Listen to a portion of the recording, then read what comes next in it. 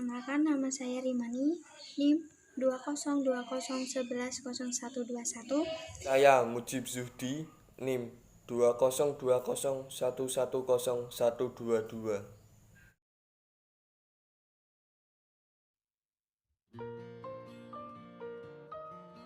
Fase penulisan ilmu hadis riwayat.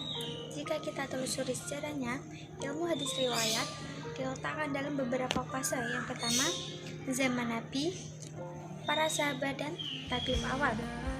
Pada fase ini, hadis belum tercatat dalam satu kitab khusus. Kebanyakan hadis berpindah dengan sistem hafalan. Yang kedua, awal abad kedua Hijriah. Pada masa ini, Khalifah Umar bin Abdul Aziz memerintahkan kepada ahli hadis saat itu untuk menuliskan hadis. Ahli hadis pertama yang memenuhi permintaan Khalifah Umar bin Abdul Aziz adalah Muhammad bin Muslim bin Syihab Az-Zuhri. Pada fase ini, sudah banyak kalangan ulama yang menulis hadis, tetapi yang ditulis masih bercampur dengan perkataan-perkataan sahabat dan tabi'in. Fase yang ketiga, awal abad ketiga Hijriah. Di abad ini, para ahli sudah memulai memilih hadis yang benar-benar disandarkan kepada Nabi, memisahkannya dengan perkataan-perkataan sahabat dan tabi'in, dan juga mengumpulkan hadis sahih dalam satu kitab. Misalnya Imam Bukhari dengan kitab sahihnya dan juga Imam Muslim. Bisa dikatakan abad ketiga ini adalah abad keemasan dalam penulisan kitab hadis. Dan yang keempat, setelah ketiga abad Hijriah. Cara penulisan setelah abad ketiga adalah penulisan hadis dalam satu bab saja. Juga adanya inovasi dalam penataan bab dalam kitab. Misalnya, munculnya penulisan hadis hanya dalam bab targhib wa at-tarhib dan hanya dalam hadis ahkam. Model penulisan kitab hadis. Yang pertama, model jawami atau jami. Karakteristik kitab model jami adalah kitab hadis yang mengumpulkan semua bab hadis, mulai dari akidah, fikih, sejarah, adab, atau akhlak. Yang kedua, model muwato'at atau muwato'.